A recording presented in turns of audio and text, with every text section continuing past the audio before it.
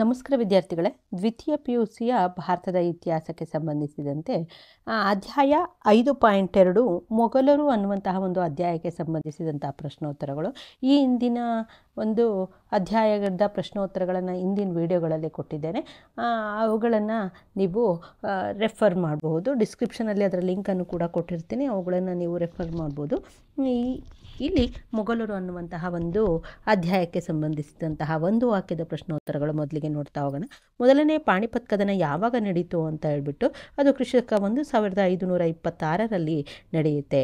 ಮೊಘಲರ ಸಂತತಿಯ ಸ್ಥಾಪಕ ಯಾರು ಅಂದರೆ ಅದು ಬಾಬರ್. ಗೋಂಡಾವನ ರಾಜ್ಯದ ರಾಣಿ ಯಾರು ಅಂದರೆ ಅದು ರಾಣಿ ದುರ್ಗಾವತಿ. ಹಳದಿ ಘಾಟ್ ಕದನ ಯಾವಾಗ ನಡೀತು ಅಂದರೆ ಅದು ಕ್ರಿಸ್ತಕ 1576ರಲ್ಲಿ. ಅಕ್ಬರ್ ಜಾರಿಗೊಳಿಸಿದಂತಹ ಹೊಸ ಧರ್ಮ ಯಾವುದು ಅಂದರೆ ದೀನ್ ಇ ಇಲಾಹಿ. ಅಕ್ಬರ್ನ ಪ್ರಸಿದ್ಧ ಕಂದಾಯ ಮಂತ್ರಿ ಯಾರು ಅಂದರೆ ಅದು ರಾಜ ತೋದರಮಲ್ಲ. ಹುಮಾಯೂನ್ ನಾಮ ಎಂಬ ಗ್ರಂಥ ಬರೆದವರು ಯಾರು ಅಂದರೆ ಅದು ಗುಲ್ಬದನ್ ಬೇಗಂ. ಅಕ್ಬರ್ ನಾಮ್ ಎಂಬ ಗ್ರಂಥ ಬರೆದವರು ಯಾರು ಅಂದರೆ ಅದು ಅಬ್ದುಲ್ ಫಜಲ್. ಐನ್ ಇ ಅಕ್ಬರಿ ಎಂಬ ಗ್ರಂಥ ಬರೆದವರು ಯಾರು ಅಂದರೆ ಅದು ಅಬ್ದುಲ್ ಫಜಲ್. ಅಕ್ಬರ್ನ ಆಸ್ಥಾನದಲ್ಲಿದ್ದಂತಹ ಪ್ರಸಿದ್ಧ ಸಂಗೀತಗಾರ ಯಾರು ಅಂದರೆ ಅದು ತಾನ್ಸೇನ್. ಹಾಗೆ 11ನೇದು ತಾಜ್ ಮಹಲ್ನ ಪ್ರಧಾನ ಶಿಲ್ಪಿ ಯಾರು ಅಂದರೆ ಅದು ಉಸ್ತಾದ್ ಈಸಾ. ಹಾಗೆ ಮುಂದಿನದು 2 ವಾಕ್ಯದ ಪ್ರಶ್ನೋತ್ತರಗಳು, 2 ಅಂಕದ ಪ್ರಶ್ನೆಗಳು ಇವು. ಎರಡನೇ ಪಾಣಿಪತ್ ಕದನವು ಯಾರ ನಡುವೆ ನಡೆಯಿತು ಅಂತ, ಅದು ಅಕ್ಬರ್ ಮತ್ತು ಹೇಮುವಿನ ನಡುವೆ ನಡೆಯುತ್ತೆ. ಹಾಗೆ ಅಕ್ಬರನು ಎಲ್ಲಿ ಮತ್ತು ಯಾವಾಗ ಜನಿಸ್ತಾ ಅಂತ, ಅಕ್ಬರನು ಅಮರಕೋಟೆಯಲ್ಲಿ ಕ್ರಿಸ್ತಕ 1542ರಲ್ಲಿ ಜನಿಸ್ತಾನೆ. ಇನ್ನು ಅಕ್ಬರ್ನ ಕಾಲದ ಯಾರಾದರೂ ಇಬ್ಬರು ಪ್ರಸಿದ್ಧ ಇತಿಹಾಸಕಾರರನ್ನು ಹೆಸರಿಸಿ ಅಂತ ಕೇಳಿದರೆ ಅದು ಅಬ್ದುಲ್ ಫಜಲ್ ಮತ್ತು ಬದೌನಿ. ಅಕ್ಬರ್ನ ರಾಜಧಾನಿ ಯಾವುವು ಅಂದರೆ ಆಗ್ರಾ ಮತ್ತು ಫತೇಪುರ್ ಸಿಕ್ರಿ. ರಾಜ ತೋದರಮಲನು ವರ್ಗೀಕರಿಸಿದ ಯಾವುದಾದರೂ 2 ಬಗೆಯ ಭೂಮಿಯ ವಿಧಗಳನ್ನು ಹೆಸರಿಸಿ ಅಂತ ಕೇಳಿದರೆ ಅದು ಪೋಲಾಜ್ ಮತ್ತು ಪರೌತಿ. ಅಬ್ದುಲ್ ಫಜಲ್ನ 2 ಕೃತಿಗಳನ್ನು ಹೆಸರಿಸಿ ಅಂತ ಕೇಳಿದರೆ ಅದು ಐನ್ ಇ ಅಕ್ಬರಿ ಮತ್ತು ಅಕ್ಬರ್ ನಾಮ. ತಾಜ್ ಮಹಲ್ ಕಟ್ಟಿಸಿದವರು ಯಾರು ಮತ್ತು ಅದು ಎಲ್ಲಿದೆ ಅನ್ನುವಂಥದ್ದು. ತಾಜ್ ಮಹಲನ್ನು ಶಹಜಹಾನ್ ಕಟ್ಟಿಸ್ತಾನೆ, ಅದು ಆಗ್ರಾದಲ್ಲಿದೆ. ಮೊಘಲರ ಕಾಲದ ಯಾರಾದರೂ ಇಬ್ಬರು ಪ್ರಸಿದ್ಧ ಸಂಗೀತಗಾರರನ್ನು ಹೆಸರಿಸಿ ಅಂತ ಕೇಳಿದರೆ ಅದು ತಾನ್ಸೇನ್ ಮತ್ತು ಸೂರ್ದಾಸ್. ದೆಹಲಿಯಲ್ಲಿನ ಯಾವುದಾದರೂ 2 ಪ್ರಸಿದ್ಧ ಸ್ಮಾರಕಗಳನ್ನು ಹೆಸರಿಸಿ ಅಂತ ಕೇಳಿದರೆ ಅದು ಕೆಂಪು ಕೋಟೆ ಮತ್ತು ಜುಮ್ಮಾ ಮಸೀದಿ. ಹಾಗೆ ಮುಂದಿನದು ಇದು 5 ಅಂಕದ ಪ್ರಶ್ನೋತ್ತರಗಳು. ಅಕ್ಬರ್ನ ಧಾರ್ಮಿಕ ಮತ್ತು ರಜಪೂತ ನೀತಿಯನ್ನು ವಿವರಿಸಿ ಅಂತ ಕೇಳಿದರೆ ಅಕ್ಬರ್ನ ರಜಪೂತ ನೀತಿಯನ್ನು ನೋಡೋದಾದರೆ ರಜಪೂತರು ಹಿಂದೂಗಳಾಗಿದ್ದರೂ ಇಸ್ಲಾಂ ಧರ್ಮೀಯರೇ ಆದಂತಹ ಮೊಘಲ್ ಸಾಮ್ರಾಜ್ಯದ ಶತ್ರುಗಳಾಗಿರ್ತಾರೆ. ರಜಪೂತರ ಧೈರ್ಯ, ಕೆಚ್ಚದೆ ಮತ್ತು ರಾಜನಿಷ್ಠೆಗಳು ಮೊಘಲ್ ಸಾಮ್ರಾಜ್ಯವನ್ನು ಬಲಪಡಿಸಲು ಅಗತ್ಯವೆಂದು ಅಕ್ಬರನು ಅರಿತಿದ್ದನು. ಆದ್ದರಿಂದ ಅಕ್ಬರನು ಅವರ ಬೆಂಬಲ ಗಳಿಸಿಕೊಳ್ಳಲು ಸ್ನೇಹ ಸಂಬಂಧ, ಸಹಕಾರ ನೀತಿ ಹಾಗೆ ವೈವಾಹಿಕ ಸಂಬಂಧಗಳನ್ನು ಕೂಡ ಆತ ಏರ್ಪಡಿಸ್ಕೊಳ್ತಾನೆ ಮತ್ತು ಅವರನ್ನು ಮನ್ಸ್ದಾರನನ್ನಾಗಿ ನೇಮಿಸಿಕೊಳ್ಳುವ ಕ್ರಮಗಳನ್ನು ಕೂಡ ಅನುಸರಿಸ್ತಾ. ಅಂಬರ್ ರಾಜ್ಯದ ರಾಜ ಬಿಹಾರಿಮಲ್ನ ಮಗಳು ಜೋಧಾಬಾಯಿಯನ್ನು ಅಕ್ಬರ್ ವಿವಾಹವಾಗ್ತಾನೆ. ಹಾಗೆ ರಣತಂಬೋರ್, ಕಲಿಂಜಾರ್, ಜೋಧ್ಪುರ್ ಮತ್ತು ಬಿಕ್ನೇರ್ ರಾಜ್ಯಗಳು ಅಕ್ಬರ್ನ ಸಾರ್ವಭೌಮತ್ವವನ್ನು ಒಪ್ಪಿಕೊಂಡವು. ರಜಪೂತ ಅರಸರು ಆಂತರಿಕ ಸ್ವಾಯತ್ತತೆಯನ್ನು ಉಳಿಸಿಕೊಳ್ಳಲು ಅನುಮತಿ ನೀಡಲಾಯಿತು. ರಾಜ ತೋದರಮಲ್ಲ, ರಾಜ್ಮಾನ್ ಸಿಂಗ್, ರಾಜ ಭಗವಾನ್ ದಾಸ್ ಮತ್ತಿತರರು ಅಕ್ಬರ್ನ ಪ್ರಮುಖ ರಜಪೂತ ದಂಡನಾಯಕರಾಗಿದ್ದರು. ಹಾಗೆ ಅಕ್ಬರ್ನ ಧಾರ್ಮಿಕ ನೀತಿಯನ್ನು ನೋಡೋದಾದರೆ ಅಕ್ಬರನು ಇಸ್ಲಾಂ ಧರ್ಮೀಯನಾಗಿದ್ದರೂ ಕೂಡ ಧಾರ್ಮಿಕ ಸಹಿಷ್ಣುವಾಗಿದ್ದ. ಎಲ್ಲ ಧರ್ಮೀಯರನ್ನು ಕೂಡ ಆತ ಗೌರವಿಸ್ತಾ ಇದ್ದ. ಮೊಘಲ್ ಸಾಮ್ರಾಜ್ಯದ ಅಭಿವೃದ್ಧಿಗಾಗಿ ಹಲವಾರು ಕ್ರಮಗಳನ್ನು ಆತ ಕೈಗೊಳ್ತಾನೆ. ಹಿಂದೂ ಯಾತ್ರಿಕರು ಕೊಡಬೇಕಾಗಿದ್ದಂತಹ ಯಾತ್ರಾ ತೆರಿಗೆಯನ್ನು ರದ್ದುಪಡಿಸ್ತಾನೆ. ಜಿಜಿಯಾ ತೆರಿಗೆಯನ್ನು ಆತ ರದ್ದುಪಡಿಸ್ತಾ. ಹಾಗೆ ಯಾವುದೇ ಅಡೆತಡೆಗಳಿಲ್ಲದೆ ಜನರು ತಮ್ಮ ಆರಾಧನಾ ಸ್ಥಳಗಳನ್ನು ನಿರ್ಮಿಸಿಕೊಳ್ಳಲು ಅವಕಾಶ ನೀಡ್ತಾನೆ. ಹಿಂದೂಗಳನ್ನು ಹಲವಾರು ಉನ್ನತ ಹುದ್ದೆಗಳಿಗೆ ನೇಮಕ ಮಾಡ್ತಾನೆ. ಅಕ್ಬರನು ಸ್ವತಃ ಹಿಂದೂ ಹಬ್ಬಗಳ ಆಚರಣೆಗಳಲ್ಲಿ ಪಾಲ್ಗೊಳ್ತಾನೆ. ಬಾಲ್ಯ ವಿವಾಹ ಮತ್ತು ಸತಿ ಸಹಗಮನ ಪದ್ಧತಿಯನ್ನು ಕೂಡ ಆತ ನಿಷೇಧಿಸ್ತಾ. ಹೀಗೆ ವಿಧವಾ ವಿವಾಹಕ್ಕೆ ಕೂಡ ಪ್ರೋತ್ಸಾಹವನ್ನು ನೀಡಿದ. ತನ್ನ ಆಸ್ಥಾನದಲ್ಲಿ ಇಬಾದತ್ ಖಾನ್ ಎಂಬ ಪ್ರಾರ್ಥನಾ ಮಂದಿರವನ್ನು ಕೂಡ ನಿರ್ಮಿಸ್ತಾನೆ. ಇದರಲ್ಲಿ ಎಲ್ಲ ಧರ್ಮೀಯರು ಭಾಗವಹಿಸಲಾಗ್ತಾ ಇತ್ತು. ಅಕ್ಬರನು ದಿನ್ ಇ ಇಲಾಹಿ ಎಂಬ ಹೊಸ ಧರ್ಮವನ್ನು ಜಾರಿಗೆ ತರ್ತಾನೆ. ಇದೊಂದು ಸಾರ್ವತ್ರಿಕ ಧರ್ಮವಾಗಿತ್ತು. ಈ ಹೊಸ ಧರ್ಮವು ಸರ್ವರಿಗೂ ಶಾಂತಿಯನ್ನು ಮತ್ತು ಅನ್ನುವಂತಹ ಒಂದು ತತ್ವವನ್ನು ಆಧರಿಸಿ ವಿವಿಧ ಮತಗಳ ಜನರನ್ನು ಒಗ್ಗೂಡಿಸುವಂತಹ ಒಂದು ಪ್ರಯತ್ನ ಇದಾಗಿತ್ತು. ಮುಂದಿನದು ಅಕ್ಬರ್ನ ಆಡಳಿತವನ್ನು ಸಂಕ್ಷಿಪ್ತವಾಗಿ ಬರೆಯಿರಿ ಅಂತ ಕೇಳಿದರೆ, ಅಕ್ಬರ್ನ ಆಡಳಿತ ಪದ್ಧತಿ ಅಕ್ಬರನು ಕೇಂದ್ರೀಕೃತ ಮತ್ತು ಏಕೀಕೃತವಾದ ಆಡಳಿತವನ್ನು ಜಾರಿಗೆ ತರ್ತಾನೆ. ಒಂದು ಉತ್ತಮ ಆಡಳಿತ ಪದ್ಧತಿಯನ್ನು ಕೂಡ ಆತ ಒದಗಿಸ್ತಾ. ಮುಘಲ್ ಚಕ್ರವರ್ತಿಯನ್ನು ಬಾದ್ಶಾ ಅಂತ ಹೇಳ್ಬಿಟ್ಟು ಕರೆಯಲಾಗ್ತಾ ಇತ್ತು. ಸುಲ್ತಾನನು ಇಸ್ಲಾಂ ತತ್ವಗಳಿಗೆ ಅನುಸಾರವಾಗಿ ಆಳ್ವಿಕೆ ಮಾಡ್ತಾ ಇದ್ದ. ಅಕ್ಬರನ ಆಸ್ಥಾನದ ಪ್ರಮುಖ ಮಂತ್ರಿಗಳು ಅಂತಂದರೆ ವಕೀಲ ಅಂದರೆ ಮುಖ್ಯಮಂತ್ರಿ, ದಿವಾನ್ ಇ ಆಲಾ ಅಂದರೆ ಅರ್ಥ ಮಂತ್ರಿ ಅಂದರೆ ಆರ್ಥಿಕ ಮಂತ್ರಿ ಅಂತ, ಮೀರ್ ಬಕ್ಷಿ ಅಂದರೆ ವೇತನ ಬಟವಾಡೆ ಅಧಿಕಾರಿಗೆ, ಹಾಗೆ ಸದರ್ ಉಸ್ ಸದರ್ ಅಂದರೆ ದಾನದತ್ತಿಯ ಉಸ್ತುವಾರಿಯನ್ನು ವಹಿಸಿದಂಥ ಅವ್ರಿಗೆ. ಇನ್ನು ದಿವಾನ್ ಕಂದಾಯ ಮಂತ್ರಿ ಅಂತ ಹೇಳ್ಬಿಟ್ಟು ಕರೆಯಲಾಗ್ತಾ ಇತ್ತು. ಖಾನ್ ಇ ಸಮಾನ್ ಅಂದರೆ ಗೃಹ ಮಂತ್ರಿ, ಖಾಜಿ ಅಂದರೆ ಮುಖ್ಯ ನ್ಯಾಯಾಧೀಶರು ಅಂತ ಹೇಳ್ಬಿಟ್ಟು. ಹಾಗೆ ಅಕ್ಬರನ ಸಾಮ್ರಾಜ್ಯವು 16 ಪ್ರಾಂತ್ಯಗಳನ್ನು ಒಳಗೊಂಡಿತ್ತು. ಅವುಗಳನ್ನು ಸುಬಾಗಳೆಂದು ಕರೆಯಲಾಗ್ತಾ ಇತ್ತು. ಪ್ರತಿಯೊಂದು ಪ್ರಾಂತ್ಯಕ್ಕೂ ಕೂಡ ಸುಬಾದಾರ್ ಎಂಬ ರಾಜ್ಯಪಾಲನ ಇರ್ತಾ ಇದ್ದ. ಸುಬಾಗಳನ್ನು ಸರ್ಕಾರಗಳಾಗಿ ಮತ್ತು ಸರ್ಕಾರಗಳನ್ನು ಪರಿಗಣಗಳಾಗಿ ಪುನರ್ವಿಭಾಗಿಸಲಾಗ್ತಾ ಇತ್ತು. ಗ್ರಾಮವು ಆಡಳಿತದ ಕೊನೆಯ ಘಟ್ಟವಾಗಿತ್ತು. ಗ್ರಾಮ ಪಂಚಾಯಿತಿಗಳು ಗ್ರಾಮಾಡಳಿತವನ್ನು ನಡೆಸ್ತಾ ಇದ್ವು. ಅಕ್ಬರನು ಸೈನಿಕ ಮತ್ತು ನಾಗರಿಕ ಆಡಳಿತದಲ್ಲಿ ಮನ್ಸಬ್ದಾರಿ ಎಂಬ ಹೊಸ ಪದ್ಧತಿಯನ್ನು ಜಾರಿಗೊಳಿಸ್ತಾನೆ. ಮನ್ಸಬ್ ಅಂದರೆ ಶ್ರೇಣಿ ಅಥವಾ ಸ್ಥಾನ ಅಂತ ಹೇಳ್ಬಿಟ್ಟು. ಸುಮಾರು 10ರಿಂದ 1,00,000ವರೆಗಿನ ಸೈನಿಕರನ್ನು ನಿಯಂತ್ರಿಸುವಂತಹ ವಿವಿಧ ಶ್ರೇಣಿಯ ಮನ್ಸಬ್ದಾರರಿದ್ದರು. ಮನ್ಸಬ್ದಾರಿ ಪದ್ಧತಿಯು ಜಾಟ್ ಅಂದರೆ ಸೈನಿಕರ ಸಂಖ್ಯೆ ಮತ್ತು ಸವಾರ್ ಅಂದರೆ ಕುದುರೆ ಸವಾರರ ಸಂಖ್ಯೆಯನ್ನು ಒಳಗೊಂಡಿತ್ತು. ಇನ್ನು ಸಾಹಿತ್ಯ ಹಾಗೂ ಕಲೆ ಮತ್ತು ವಾಸ್ತುಶಿಲ್ಪಕ್ಕೆ ಮೊಘಲರ ಕೊಡುಗೆಗಳನ್ನು ವಿವರಿಸಿ ಅಂತ ಇದೆ. ಸಾಹಿತ್ಯವನ್ನು ನೋಡಿದರೆ ಮೊಘಲರು ಸಾಹಿತ್ಯ ಹಾಗೂ ಕಲೆ ಮತ್ತು ವಾಸ್ತುಶಿಲ್ಪದ ಬೆಳವಣಿಗೆಗೆ ಹೆಚ್ಚಿನ ಪ್ರೋತ್ಸಾಹವನ್ನು ನೀಡ್ತಾ ಇದ್ದರು. ಹಲವಾರು ಮದ್ರಾಸಗಳನ್ನು ಮತ್ತು ಕಾಲೇಜುಗಳನ್ನು ಸ್ಥಾಪಿಸಿದರು. ವಿದ್ಯಾರ್ಥಿಗಳಿಗೆ ವಿದ್ಯಾರ್ಥಿ ವೇತನಗಳನ್ನು ನೀಡಿದರು. ಆದರೆ ಬಾಲಕಿಯರ ಶಿಕ್ಷಣಕ್ಕೆ ಪ್ರೋತ್ಸಾಹ ನೀಡಲಿಲ್ಲ. ತಮ್ಮ ಆಸ್ಥಾನಗಳಲ್ಲಿ ಹಲವಾರು ವಿದ್ವಾಂಸರಿಗೆ ಆಶ್ರಯವನ್ನು ನೀಡಿದರು. ವಿದ್ವಾಂಸರು ಟರ್ಕಿಷ್, ಪರ್ಷಿಯನ್, ಸಂಸ್ಕೃತ ಮತ್ತು ಹಿಂದಿ ಭಾಷೆಗಳಲ್ಲಿ ಹಲವಾರು ಕೃತಿಗಳನ್ನು ಬರೆದರು.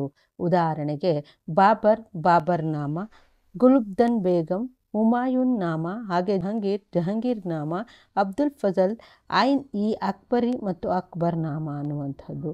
ಇನ್ನು ಮಲ್ಲಿಕ್ ಮೊಹಮ್ಮದ್ ಜೈಸಿ ಪದ್ಮಾವತ್ ಅನ್ನುವಂಥದ್ದನ್ನು ರಚಿಸ್ತಾನೆ. ತುಳಸಿದಾಸ ರಾಮಚರಿತ ಮಾನಸ, ಸೂರ್ದಾಸ್ ಸೂರ್ಸಾಗರ್, ಹಾಗೆ ರಾಮಾಯಣ, ಮಹಾಭಾರತ, ಉಪನಿಷತ್ತು, ಅಥರ್ವಣ ವೇದ, ಪಂಚತಂತ್ರ ಮೊದಲಾದ ಸಂಸ್ಕೃತ ಕೃತಿಗಳನ್ನು ಪರ್ಷಿಯನ್ ಭಾಷೆಗೆ ಭಾಷಾಂತರಿಸಲಾಗುತ್ತೆ. ಇನ್ನು ಕಲೆ ಮತ್ತು ವಾಸ್ತುಶಿಲ್ಪವನ್ನು ನೋಡೋದಾದರೆ, ಮೊಘಲರು ಕಲೆ ಮತ್ತು ವಾಸ್ತುಶಿಲ್ಪದ ಬೆಳವಣಿಗೆಗೆ ಹೆಚ್ಚು ಪ್ರೋತ್ಸಾಹವನ್ನು ನೀಡ್ತಾ ಇದ್ದರು. ಮೊಘಲ್ ವಾಸ್ತುಶಿಲ್ಪದ ಪ್ರಮುಖ ಲಕ್ಷಣಗಳು ಅಂದರೆ ಗುಮ್ಮಟಗಳು, ಎತ್ತರವಾದ ಸ್ತಂಭಗಳು, ಗುಮ್ಮಟಗಳಿರುವ ಹೆಬ್ಬಾಗಿಲುಗಳು, ಕಮಾನುಗಳು, ಮಿನಾರ್ಗಳು ಮುಂತಾದವು. ಮೊಘಲರ ಪ್ರಮುಖ ಸ್ಮಾರಕಗಳು ಅಂದರೆ ಬಾಬರ್ ಜುಮ್ಮಾ ಮಸೀದಿ, ಅಕ್ಬರ್ ಬುಲಂದ್ ದರ್ವಾಜಾ, ಜಮ್ ಇ ಮಸೀದಿ, ಪಂಚ್ ಮಹಲ್, ಹಾಗೆ ಜೋಧಾಬಾಯಿ ಅರಮನೆ, ದಿವಾನ್ ಇ ಹಾಗೆ ದಿವಾನ್ ಇ ಖಾಸ್, ಅಹಂಗೀರ್ ಅಂದರೆ ಬಾದ್ಶಾ ಮಸೀದಿ, ಶಹಜಹಾನ್ ಅಂದರೆ ತಾಜ್ ಮಹಲ್, ಮೋತಿ ಮಸೀದಿ, ಕೆಂಪು ಕೋಟೆ, ಮಯೂರ್ ಸಿಂಹಾಸನ, ಇವುಗಳನ್ನು ಅವರು ಸ್ಮಾರಕಗಳನ್ನು ನೋಡಬಹುದಾಗಿದೆ. ಹಾಗೆ ಮುಂದಿನದು 10 ಅಂಕದ ಪ್ರಶ್ನೋತ್ತರಗಳು. ಅಕ್ಬರ್ನ ಸಾಧನೆಗಳನ್ನು ವಿವರಿಸಿ ಅಂತ ಕೇಳಿದರೆ, ಅಕ್ಬರ್ ಮೊಘಲ್ ಸಾಮ್ರಾಜ್ಯದ ಅತ್ಯಂತ ಪ್ರಸಿದ್ಧ ದೊರೆಯಾಗಿದ್ದ. ಉತ್ತಮ ಆಡಳಿತಗಾರ, ಸಾಹಿತ್ಯ ಮತ್ತು ಕಲಾ ಪ್ರೋತ್ಸಾಹಕ, ಧಾರ್ಮಿಕ ಸಹಿಷ್ಣುವು ಕೂಡ ಆಗಿರ್ತಾನೆ. ಮೊಘಲ್ ಸಾಮ್ರಾಜ್ಯದ ಸರ್ವತೋಮುಖ ಬೆಳವಣಿಗೆಗೆ ಬೆನ್ನೆಲುಬಾಗಿ ನಿಂತಿರ್ತಾನೆ. ಇವನು ಕ್ರಿಶಕ 1542ರಲ್ಲಿ ಅಮರಕೋಟೆಯಲ್ಲಿ ಜನಿಸ್ತಾನೆ. ತನ್ನ 14ನೇ ವಯಸ್ಸಿನಲ್ಲಿ ಹುಮಾಯೂನನು ಉತ್ತರಾಧಿಕಾರಿಯಾಗಿ ಅಧಿಕಾರಕ್ಕೆ ಬರ್ತಾನೆ. ಬೈರಾಮ್ ಖಾನ್ ಇವನ ರಾಜಪ್ರತಿನಿಧಿಯಾಗಿದ್ದ. ಅಕ್ಬರ್ನ ಸೈನಿಕ ಸಾಧನೆಗಳನ್ನು ನೋಡೋದಾದರೆ, 2ನೇ ಪಾಣಿಪತ್ ಕದನ ಕ್ರಿಶಕ 1556ರಲ್ಲಿ ನಡೆಯುತ್ತೆ. ಅಕ್ಬರ್ನು ತನ್ನ ರಾಜಪ್ರತಿನಿಧಿಯಾದಂತಹ ಬೈರಾಮ್ ಖಾನನ ಸಹಾಯದಿಂದ ಬಂಗಾಳದ ಮಹಮ್ಮದ್ ಆದಿಲ್ ಶಾನ ಪ್ರಧಾನಮಂತ್ರಿಯಾದಂತಹ ಹೇಮುವನ್ನು 2ನೇ ಪಾಣಿಪತ್ ಕದನದಲ್ಲಿ ಸೋಲಿಸಿ ಕೊಲೆಗೈದು ದೆಹಲಿ ಮತ್ತು ಆಗ್ರಾಗಳನ್ನು ಮರುವಶಪಡಿಸ್ಕೊಳ್ತಾನೆ. ಗೋಂಡಾವನದ ದಿಗ್ವಿಜಯವನ್ನು ನೋಡೋದಾದರೆ, ಅಕ್ಬರನು ಗೋಂಡಾವನ ರಾಜ್ಯದ ರಾಜ ವೀರನಾರಾಯಣ ರಾಜಪ್ರತಿನಿಧಿಯಾಗಿ ಕಾರ್ಯನಿರ್ವಹಿಸ್ತಾ ಇದ್ದ. ರಾಣಿ ದುರ್ಗಾವತಿಯನ್ನು ಒಂದು ಯುದ್ಧದಲ್ಲಿ ಸೋಲಿಸಿ ಕೊಲೆಗೈದು ಗೋಂಡವನ ರಾಜ್ಯವನ್ನು ವಶಪಡಿಸಿಕೊಳ್ತಾನೆ. ಗುಜರಾತ್ ಆಕ್ರಮಣ ಕ್ರಿಶಕ 1572ರಲ್ಲಿ ಅಕ್ಬರನು ಗುಜರಾತಿನ ಮೇಲೆ ದಾಳಿ ಮಾಡಿದ. ಅಲ್ಲಿನ ಸುಲ್ತಾನನಾದಂತಹ ಮುಜಾಫರ್ ಶಾನನ್ನು ಒಂದು ಯುದ್ಧದಲ್ಲಿ ಸೋಲಿಸಿ ಗುಜರಾತನ್ನು ವಶಪಡಿಸಿಕೊಳ್ತಾನೆ. ಈ ವಿಜಯದ ನೆನಪಿಗಾಗಿ ಫತ್ತೇಪುರ್ ಸಿಕ್ರಿ ಎಂಬ ನಗರವನ್ನು ಕೂಡ ನಿರ್ಮಿಸಿದ. ಹಾಗೆ ಬಂಗಾಳ ಮತ್ತು ಒರಿಸ್ಸಾಗಳ ಆಕ್ರಮಣವನ್ನು ನೋಡೋದಾದರೆ ಬಂಗಾಳದ ರಾಜ್ಯಪಾಲನಾದಂತಹ ದಾವೂದ್ ಖಾನ್ ಸ್ವತಂತ್ರ ಘೋಷಿಸಿಕೊಳ್ತಾನೆ. ಇದನ್ನು ಸಹಿಸದ ಅಕ್ಬರನು ಬಂಗಾಳದ ಮೇಲೆ ದಾಳಿ ಮಾಡಿ ದಾವೂದ್ ಖಾನನನ್ನು ಸೋಲಿಸಿ ಅವನಿಂದ ಬಂಗಾಳ ಮತ್ತು ಒರಿಸ್ಸಾಗಳನ್ನು ವಶಪಡಿಸ್ಕೊಳ್ತಾನೆ. ಇನ್ನು ಕಾಬೂಲ್ ಮತ್ತು ಕಾಶ್ಮೀರಗಳ ಸೇರ್ಪಡೆಯನ್ನು ನೋಡೋದಾದರೆ ಕಾಬೂಲನ್ನು ಆಳ್ತಾ ಇದ್ದಂತಹ ಅಕ್ಬರನ ಮಲ ಸಹೋದರನಾದ ಹಕೀಮ್ ಮಿರ್ಜಾನ ಮರಣ ನಂತರ ಅಕ್ಬರನು ಕಾಬೂಲ್ ಮತ್ತು ಕಾಶ್ಮೀರಗಳನ್ನು ವಶಪಡಿಸ್ಕೊಳ್ತಾನೆ. ದಕ್ಷಿಣ ಭಾರತದ ಆಕ್ರಮಣಗಳು ದಕ್ಷಿಣ ಭಾರತದಲ್ಲಿ ಬೀದರ್, ಖಾಂದೇಶಿ, ಅಹಮದ್ನಗರ, ಗೋಲ್ಕೊಂಡ ಮತ್ತು ಬಿಜಾಪುರ್ ಮೊದಲಾದ ರಾಜ್ಯಗಳಿಗೆ ಅಕ್ಬರ ರಾಜನಿಯೋಗಗಳನ್ನು ಕಳಿಸ್ತಾನೆ. ಆದಾಗ್ಯೂ ಕೂಡ ಕೆಲವು ರಾಜ್ಯಗಳು ಅವನ ಸಾರ್ವಭೌಮತ್ವವನ್ನು ಒಪ್ಪಿಕೊಳ್ಳಲು ತಿರಸ್ಕರಿಸಿದ್ವು. ಅಹಮದ್ನಗರದ ರಾಣಿಯಾದಂತಹ ಚಾಂದ್ ಬಿಬಿಯು ಮೊಘಲರ ಆಕ್ರಮಣದ ವಿರುದ್ಧ ವೀರಾವೇಶದಿಂದ ಹೋರಾಡಿ ವಿಫಲಳಾಗ್ತಾಳೆ. ಹೀಗಾಗಿ ಅಕ್ಬರನು ಬೀದರ್ ಮತ್ತು ಅಹಮದನಗರಗಳನ್ನು ವಶಪಡಿಸಿಕೊಂಡ. ಇನ್ನು ಹಳದಿಘಾಟ್ ಕದನವನ್ನು ನೋಡಿದ 1576ರಲ್ಲಿ ನಡೆಯುತ್ತೆ. ಮೇವಾರದ ರಾಜ ಉದಯ್ ಸಿಂಗನ ಉತ್ತರಾಧಿಕಾರಿಯಾದ ರಾಣಾ ಪ್ರತಾಪ್ ಸಿಂಗನು ಅಕ್ಬರನ ವಿರುದ್ಧ ಹೋರಾಟವನ್ನು ಮುಂದುವರಿಸ್ತಾನೆ. ಅಕ್ಬರನು ರಾಣಾ ಪ್ರತಾಪ್ ಸಿಂಗನನ್ನು ಕ್ರಿಶಕ 1576ರಲ್ಲಿ ನಡೆದಂತಹ ಹಳದಿಘಾಟ್ ಕದನದಲ್ಲಿ ಸೋಲಿಸಿ ಮೇವಾರ ರಾಜ್ಯವನ್ನು ವಶಪಡಿಸಿಕೊಳ್ಳ. ಅಕ್ಬರನ ರಜಪೂತ ನೀತಿ. ಮೂಲತಃ ರಜಪೂತರು ಹಿಂದೂಗಳಾಗಿದ್ದು ಇಸ್ಲಾಂ ಧರ್ಮೀಯರಾದ ಮೊಘಲ್ ಸಾಮ್ರಾಜ್ಯದ ಶತ್ರುಗಳಾಗಿರ್ತಾ ಇದ್ರು. ರಜಪೂತರ ಧೈರ್ಯ, ಕೆಚ್ಚದೆ ಮತ್ತು ರಾಜನಿಷ್ಠೆಗಳು ಮೊಘಲ್ ಸಾಮ್ರಾಜ್ಯವನ್ನು ಬಲಪಡಿಸಲು ಅಗತ್ಯವೆಂದು ಅಕ್ಬರನು ತಿಳಿದಿದ್ದ. ಆದ್ದರಿಂದ ಅಕ್ಬರನು ಅವರ ಬೆಂಬಲ ಗಳಿಸಿಕೊಳ್ಳಲು ಸ್ನೇಹ, ಸಂಬಂಧ, ಸಹಕಾರ ನೀತಿ, ವೈವಾಹಿಕ ಸಂಬಂಧಗಳನ್ನು ಏರ್ಪಡಿಸಿಕೊಳ್ಳುವುದು ಮತ್ತು ಅವರನ್ನು ಮನ್ಸಬ್ದಾರನಾಗಿ ನೇಮಿಸಿಕೊಳ್ಳುವ ಕ್ರಮವನ್ನು ಕೂಡ ಅವನು ಅನುಸರಿಸ್ತಾನೆ. ಇನ್ನು ಅಂಬರ್ ರಾಜ್ಯದ ರಾಜ ಬಿಹಾರಿ ಮಲ್ಲನ್ ಮಗಳು ಜೋಧಾಬಾಯಿಯನ್ನು ಅಕ್ಬರ್ ವಿವಾಹವಾಗ್ತಾನೆ. ರಣಥಂಬೋರ್, ಕಲಿಂಜಾರ್, ಜೋಧ್ಪುರ್ ಮತ್ತು ಬಿಕ್ನೇರ್ ರಾಜ್ಯಗಳು ಅಕ್ಬರನ ಸಾರ್ವಭೌಮತ್ವವನ್ನು ಒಪ್ಪಿಕೊಂಡ್ವು. ರಜಪೂತ ಅರಸರು ಆಂತರಿಕ ಸ್ವಾಯತ್ತತೆಯನ್ನು ಉಳಿಸಿಕೊಳ್ಳಲು ಅನುಮತಿಯನ್ನು ನೀಡಲಾಯಿತು. ರಾಜ ತೋದರಮಲ್ಲ, ರಾಜ ಮಾನ್ ಸಿಂಗ್, ರಾಜ ಭಗವಾನ್ ದಾಸ್ ಮತ್ತಿತರರು ಅಕ್ಬರನ ಪ್ರಮುಖ ರಜಪೂತ ದಂಡನಾಯಕರಾಗಿದ್ದರು. ಇನ್ನು ಅಕ್ಬರನ ಧಾರ್ಮಿಕ ನೀತಿಯನ್ನು ನೋಡೋದಾದರೆ ಅಕ್ಬರನು ಇಸ್ಲಾಂ ಧರ್ಮೀಯನಾಗಿದ್ದರೂ ಕೂಡ ಧಾರ್ಮಿಕ ಸಹಿಷ್ಣುವಾಗಿದ್ದ. ಎಲ್ಲ ಧರ್ಮೀಯರನ್ನು ಕೂಡ ಆತ ಗೌರವಿಸ್ತಾ ಇದ್ದ. ಮೊಘಲ್ ಸಾಮ್ರಾಜ್ಯದ ಅಭಿವೃದ್ಧಿಗಾಗಿ ಹಲವಾರು ಕ್ರಮಗಳನ್ನು ಆತ ಕೈಗೊಳ್ತಾನೆ. ಹಿಂದೂ ಯಾತ್ರಿಕರು ಕೊಡಬೇಕಾಗಿದ್ದಂತಹ ಯಾತ್ರಾ ತೆರಿಗೆಯನ್ನು ರದ್ದುಪಡಿಸ್ತಾನೆ. ಹಿಂದೂಗಳ ಮೇಲೆ ವಿಧಿಸ್ತಾ ಇದ್ದ ಜಿಜಿಯಾ ತೆರಿಗೆಯನ್ನು ಆತ ರದ್ದುಪಡಿಸ್ದ. ಹಾಗೆ ಯಾವುದೇ ಅಡೆತಡೆಗಳಿಲ್ಲದೆ ಜನರು ತಮ್ಮ ಆರಾಧನಾ ಸ್ಥಳಗಳನ್ನು ನಿರ್ಮಿಸಿಕೊಳ್ಳಲು ಅವಕಾಶ ನೀಡ್ತಾನೆ. ಹಿಂದೂಗಳನ್ನು ಹಲವಾರು ಉನ್ನತ ಹುದ್ದೆಗಳಿಗೆ ನೇಮಕ ಮಾಡ್ತಾನೆ. ಅಕ್ಬರನು ಸ್ವತಃ ಹಿಂದೂ ಹಬ್ಬಗಳ ಆಚರಣೆಗಳಲ್ಲಿ ಪಾಲ್ಗೊಳ್ತಾನೆ. ಬಾಲ್ಯ ವಿವಾಹ ಮತ್ತು ಸತಿ ಸಹಗಮನ ಪದ್ಧತಿಯನ್ನು ಕೂಡ ಆತ ನಿಷೇಧಿಸಿದ. ಹೀಗೆ ವಿಧವಾ ವಿವಾಹಕ್ಕೆ ಕೂಡ ಪ್ರೋತ್ಸಾಹವನ್ನು ನೀಡಿದ.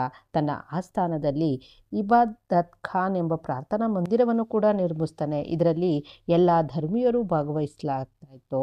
ಅಕ್ಬರನು ದಿನ್ ಇಲಾಹಿ ಎಂಬ ಹೊಸ ಧರ್ಮವನ್ನು ಜಾರಿಗೆ ತರ್ತಾನೆ. ಇದೊಂದು ಸಾರ್ವತ್ರಿಕ ಧರ್ಮವಾಗಿತ್ತು. ಈ ಹೊಸ ಧರ್ಮವು ಸರ್ವರಿಗೂ ಶಾಸ್ತ್ರೀಯನ್ನ ಮತ್ತು ಅನ್ನುವಂತಹ ಒಂದು ತತ್ವವನ್ನು ಆಧರಿಸಿ ವಿವಿಧ ಮತಗಳ ಜನರನ್ನು ಒಗ್ಗೂಡಿಸುವಂತಹ ಒಂದು ಪ್ರಯತ್ನ ಇದಾಗಿತ್ತು. ಅಕ್ಬರನು ಸ್ವತಃ ಹಿಂದೂ ಹಬ್ಬಗಳ ಆಚರಣೆಗಳಲ್ಲಿ ಪಾಲ್ಗೊಳ್ತಾ ಇದ್ದ. ಬಾಲ್ಯ ವಿವಾಹ ಮತ್ತು ಸತಿ ಸಹಗಮನ ಪದ್ಧತಿಯನ್ನು ಕೂಡ ನಿಷೇಧಿಸಿ ವಿಧವಾ ವಿವಾಹ ಪ್ರೋತ್ಸಾಹಿಸ್ತಾನೆ. ತನ್ನ ಆಸ್ಥಾನದಲ್ಲಿ ಇಬಾದತ್ ಖಾನ್ ಎಂಬ ಪ್ರಾರ್ಥನಾ ಮಂದಿರವನ್ನು ನಿರ್ಮಿಸ್ತಾನೆ. ಇದರಲ್ಲಿ ಎಲ್ಲ ಧರ್ಮೀಯರು ಕೂಡ ಭಾಗವಹಿಸಬಹುದಾಗಿತ್ತು. ಅಕ್ಬರನು ದೀನ್ ಇಲಾಹಿ ಎಂಬ ಹೊಸ ಧರ್ಮವನ್ನು ಜಾರಿಗೆ ತರ್ತಾನೆ. ಇದೊಂದು ಸಾರ್ವತ್ರಿಕವಾದಂತಹ ಧರ್ಮವಾಗಿತ್ತು. ಈ ಹೊಸ ಧರ್ಮವು ಸರ್ವರಿಗೂ ಶಾಂತಿ ಎಂಬ ತತ್ವವನ್ನು ಆಧರಿಸಿತ್ತು. ಇನ್ನು ಅಕ್ಬರನ ಆಡಳಿತ ಪದ್ಧತಿಯನ್ನು ನೋಡೋದಾದರೆ ಅಕ್ಬರನು ಕೇಂದ್ರೀಕೃತ ಮತ್ತು ಏಕೀಕೃತವಾದ ಆಡಳಿತವನ್ನು ಜಾರಿಗೆ ತರ್ತಾನೆ. ಒಂದು ಉತ್ತಮ ಆಡಳಿತ ಪದ್ಧತಿಯನ್ನು ಕೂಡ ಒದಗಿಸ್ತಾನೆ. ಇನ್ನು ಮೊಘಲ್ ಚಕ್ರವರ್ತಿಯನ್ನು ಬಾದ್ಶಾಹ ಅಂತ ಹೇಳ್ಬಿಟ್ಟು ಕರೆಯಲಾಗ್ತಾ ಇತ್ತು. ಸುಲ್ತಾನನು ಇಸ್ಲಾಂ ತತ್ವಗಳಿಗೆ ಅನುಸಾರವಾಗಿ ಆಳ್ವಿಕೆ ಮಾಡ್ತಾ ಇದ್ದ. ಅಕ್ಬರನ ಆಸ್ಥಾನದ ಪ್ರಮುಖ ಮಂತ್ರಿಗಳು ಅಂದರೆ ವಕೀಲ್ ಅಂದರೆ ಮುಖ್ಯಮಂತ್ರಿ, ದಿವಾನ್ ಇ ಇಲಾಹಿ ಅಂದರೆ ಅರ್ಥ ಮಂತ್ರಿ, ಮೀರಾಕ್ಷಿ ಅಂತ ಅಂದರೆ ವೇತನ ಬಟವಾಣೆ ಅಧಿಕಾರಿ, ಇನ್ನು ಸದರ್ ಉಸ್ ಸದರ್ ಅಂದರೆ ದಾನದತ್ತಿಯ ಉಸ್ತುವಾರಿ, ಹಾಗೆ ದಿವಾನ್ ಅಂದರೆ ಕಂದಾಯ ಮಂತ್ರಿ, ಕಾನಿ ಸಮಾನ್ ಅಂದರೆ ಗೃಹ ಮಂತ್ರಿ, ಕಾಜಿ ಅಂದರೆ ಮುಖ್ಯ ನ್ಯಾಯಾಧೀಶ. ಹಾಗೆ ಅಕ್ಬರನ ಸಾಮ್ರಾಜ್ಯವು 16 ಪ್ರಾಂತ್ಯಗಳನ್ನು ಒಳಗೊಂಡಿತ್ತು.